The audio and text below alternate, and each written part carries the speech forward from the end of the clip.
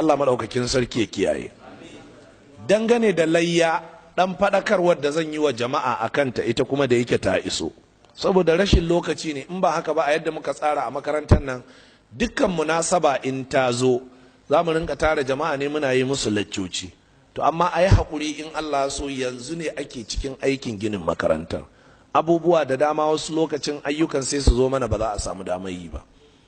Layya sunna ce da ainihin annabi sallallahu alaihi wa alihi sallama ya sunnanta.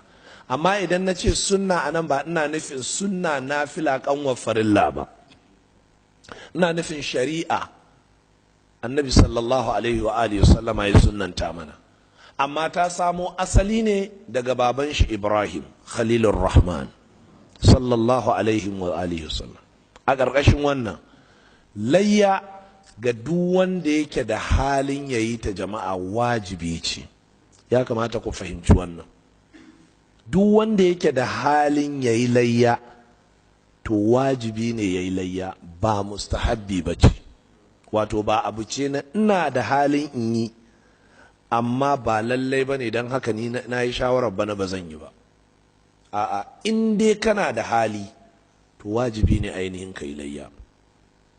Sannan layya ana yin ta da dabba ne mafi zaƙi, zaƙin nama, haka malamai suka ambata. Don haka suka ce aka fi son a yi ta da rago. Hadaya kuma a wurin aikin hajji, ita kuma ana son dabba ce mai yawan nama, don haka aka fi so a yi ta da raƙumi sannan saniya. Babu laifi in an yi layya da ainihin akuya ko bunsuru, babu laifi in an yi layya da raƙumi ko sa, amma yin ta da rago ya fi. Kenan in kun fahimci haka, na ware naira 300,000 zan yi layya, madadin in sai saniya katuwa ta 300,000 in yi layya da ita, to ya fi dacewa in je in sai raguna guda 6 'yan 50,000 in yi ainihin layyar da su. Jama'a an fahimci wannan? Sannan dabba ɗaya cikin layya kamar rago na isar mutan gida, mai gida da iyalin shi, amma ba za a haɗa kuɗi a sai rago ɗaya a yi layya ba. So da dama matar shi ma'aikaciyar gwamnati ce, shi ma'aikacin gwamnati, sai su ce bari su haɗa kuɗi su yi layya da nufin kowa ya yi layya. A'a, bai halatta ba. Amma za su iya haɗa kuɗi su sai raƙumi ɗaya ko su sai ainihin saniya guda ɗaya, su 4, su 5, su 6, su 7, amma ka su wuce su 7. Ana iya yin layya da namijin dabba, ana iya yi da macen dabba, amma duk wadda take da nakasa a jikinta, to ba a iya yi matukan nakasar ta bayyana, kamar ɗangeshi, kamar ƙafa ɗaya, kamar datsatsen bindi, datsatsen kunne, makanta, ko dundumin da ya sa ragon in an sake shi ba zai iya tafiya ba saboda idan nashi baya gani sosai. An fi so a yi layya da rago ko kuma dabba wadda take da sirkin baki a jikinta, wato ba fari kar ba, ba kuma baki sitik ba, ba kuma jazawur ba. Ana son ya zama yana da sirki baki da fari, ko fari da ainihin launin ruwan ƙasa jaja-jaja. Ina fata an gane. Dangane da layya har wa yau, lafiyayyar dabba ake so, ba a son dabbar da take ba ta da maiko, ba a son dabbar da take mara lafiya, ba a son dabbar da take da wata nakasa kamar yadda muka bayyana. Har wa yau so ake mutum ya yanka da kanshi, Allahumma sai in ba zai iya ba sai ya samu wani sai ya yanka mishi.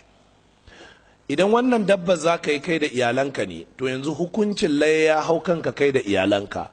Wannan watan da aka shigo na watan Zulhijja, to ba za ka yi aski ba, ba za ka yi yankan kumba ba. Haka matakka ma za ta haƙura da kitso da yankan kumba da duk abin da zai zubar da gashi a jika. Haka duk 'ya'yan gidan matukar wannan layya za ta shafe su gaba daya, har sai an yanka wannan dabba ta layya. Ranar yanka wannan dabba ta layya kuma shine ranar sallah babba. Ba a yankawa sai ainihin an sako idi.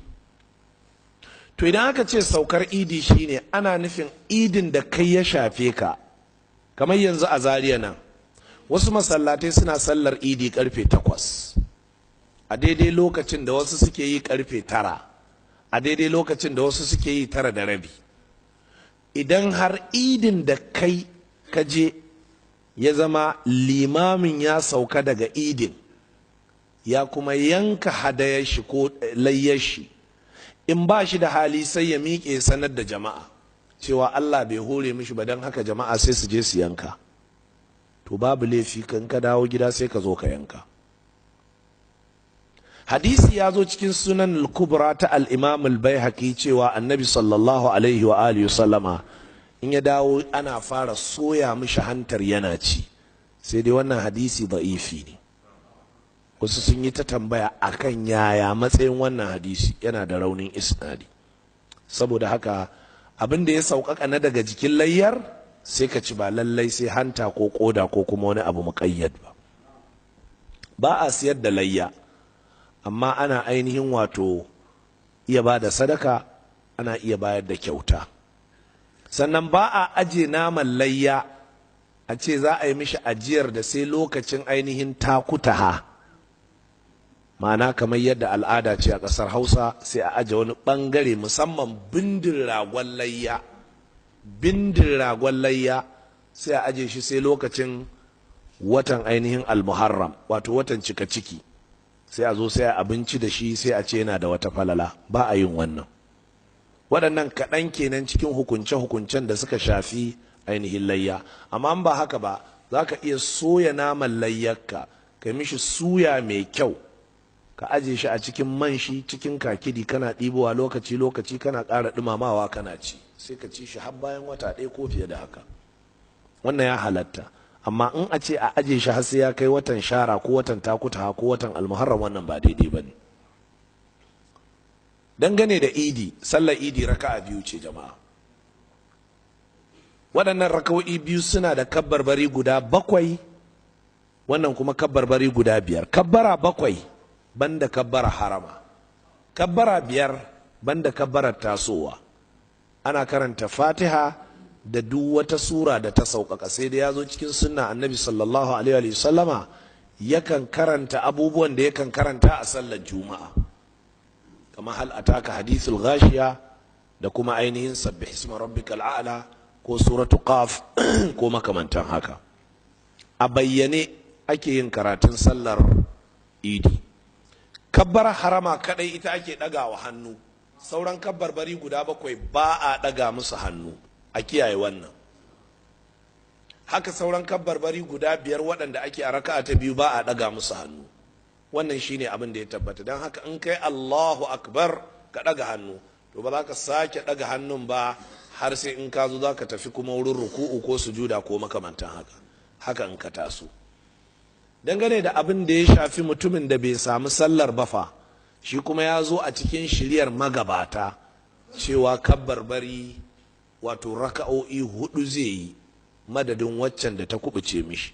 Haka wannan fatawa ta zo daga sahabi Abdullahi dan Mas'udin, Allah ya kara mishi yadda, kamar yadda al-Imam Abubakar ibn Abi Shayba ya fitar da ita da isnadi sahihi. Sai kuma abin da ya shafi kabbarbari, ana yin kabbarbari ne tun daga lokacin da gari ya waye ranar sallah. Allahu akbar, Allahu akbar, Allahu akbar, Allahu akbar, Allahu akbar, Allahu akbar. In ka kara da Allahu akbar, Allahu akbar, la ilaha illallah, Allahu akbar, Allahu akbar, walillahi alhamd. Wannan babu laifi. Dukkan kaifiyar kabbarbarin ba a samu su daga annabi sallallahu alaihi wasallam ba, sahabbai ne aka samu su ne. Don haka fassara ce daga sahabbai. Wasu suna yin zallar kabbarbari, wasu suna hadawa da hamdala. Hakanan al-Imamu Abubakar ibn Abi Shayba ya ruwaito da isnadi sahihi. Dangane da kwanakin kabbarbari, to ba kamar yadda malamanmu na fiqhu Allah ya gafarta musu suka yi kaidi cewa ana son kabbarbari a bayan salloli guda 5, kabbarbarin kuma su zama kafa 3-3. Wannan kaidin shi kanshi kuskure ne, ba shi da asali.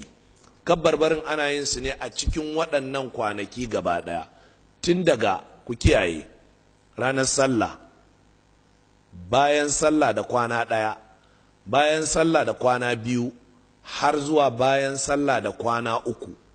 Ba wai in an idar da sallah azhar da la'asar ba kadai, a'a in an idar da sallah azhar da la'asar din za a yi. Sannan za ka iya kana cikin motarka, kana shagonka, kana ainihin gona, kana duk wani wuri wanda ba an hana zikiri ba kamar ban ɗaki ko kuma wani wuri mara dacewa, za ka ci gaba da waɗannan kabbarbari. Sannan babu ƙaidi dangane da kabbarbarin cewa guda 3 ko guda 15, za ka yi ta yi ne kawai ko a ina. Sayyidina Umar har cikin kasuwa ne, sahabbai sukan yi su hatta suna cikin ainihin tantuna da sauransu, suna cikin shaguna da sauran makamantan haka. Wannan yana nan a cikin littafin Sahihul Bukhari. Da ƙarshe ina fatan a karanta littafin Ar-Rawdatun Nadiyya, sharhin littafin Ad-Durarul Bahiyya.